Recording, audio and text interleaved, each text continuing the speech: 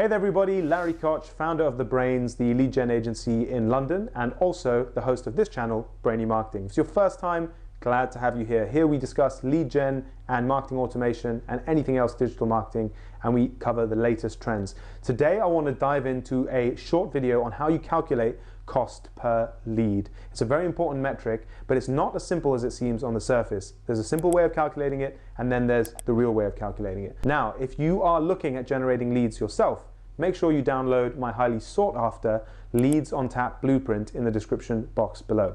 Let's crack on with the video. Right, so at its most simple, let's sketch out how a given company would calculate cost per lead. Let's say you've got a £10,000 marketing budget for the year. I know it's very small, but let's just use that for the purposes of this video. You want to do Google ads, LinkedIn ads, and attend some trade shows. So what you're going to do is you're going to allocate a third of your budget to all three of those. So you're going to run 3K of Google ads, you're going to put 3K into Facebook and run ads, and you're going to do 3K of expenses when it comes to getting the space at the trade show, getting the banner, the business cards, whatever.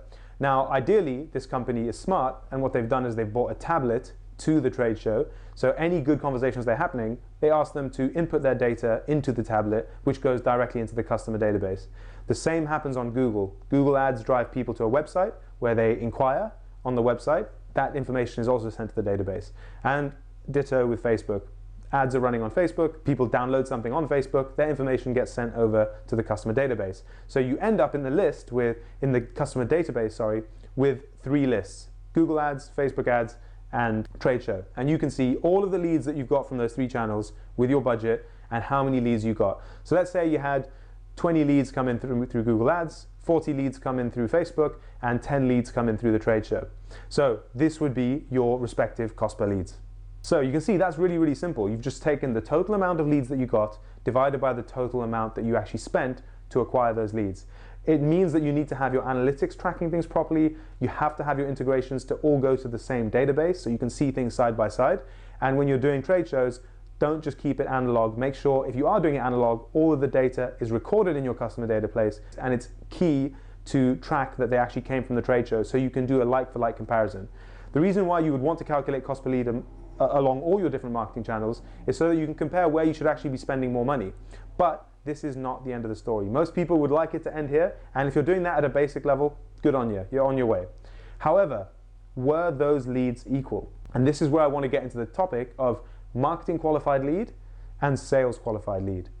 Now, this is just a way that you break down the types of leads into what are just amount to people interested at a surface level to people that were really truly leads. So you can imagine someone calling your business from your website or submitting an inquiry form saying they want to call back is a different type of lead to someone just downloading a lead magnet, someone just taking your business card at a trade show. You know, these are different things that you're actually doing. A marketing qualified lead is defined as anyone that comes into your database having taken a positive marketing action. So that could literally be phoning you. It could be meeting you in person, meeting someone at a trade show. Anything under the sun can be classified as a lead. So long as they were happy to give you information, even subscribing to your blog, for instance, can count as a lead. As long as they gave you some information, they went into your database, hey presto, that is a marketing qualified lead because they took a marketing action. So they are a prospect. They're someone that you shouldn't forget about. Having said that, you want to class a subset of those people as sales qualified leads. Now, these are people that have taken a serious action enough that your sales team is now chasing them down. Right? So if somebody comes onto my website and they download my Leads on Tap, it's in the description below, the Leads on Tap blueprint. Yes, they are a lead, but they are not a sales qualified lead because they're just after information. They are still high up the marketing funnel. Anyone who comes from one of my Google ads, say if somebody is searching Marketing Agency London, they see an advert for The Brains, they go to a page about that, they submit their information. Now that is a sales qualified lead. So totally different type of lead. So I actually split this out and I say, what is my cost per MQL and my cost per SQL?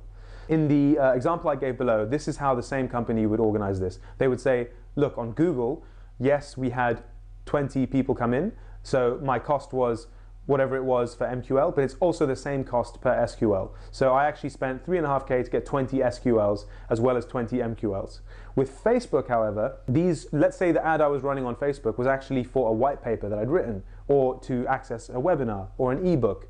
whatever the lead magnet was. And typically on social media, you will run lead magnet type ads as opposed to direct conversion ads.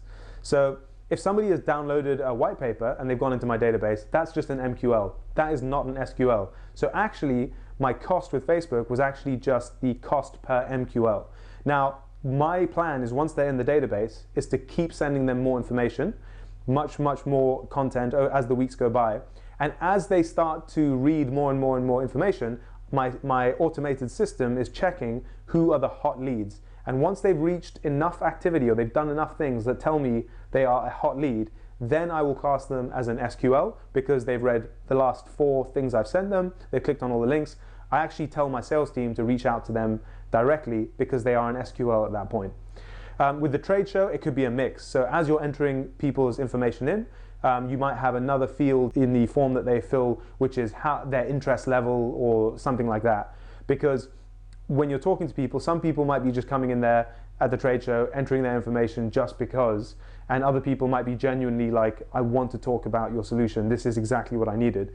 And so if you have a field in there that can differentiate between the interest level, then you can actually work out your cost per MQL, which will be all of the people that submit the form, versus your cost per SQL, which will be the others.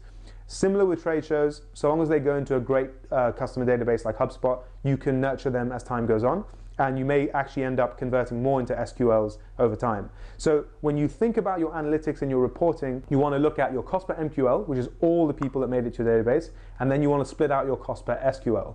And just bear in mind that as time goes on, stuff that's come in through top of funnel leads like Facebook and trade shows, etc., they will eventually become SQLs down the line. So I hope that was kind of useful. I hope I haven't made it too much more complicated than it needs to be. If you like this, my final tip for you is smash the like button for the YouTube algorithm. I would really appreciate it. And if not, stay subscribed and we'll see you on another video. Take care. Much love.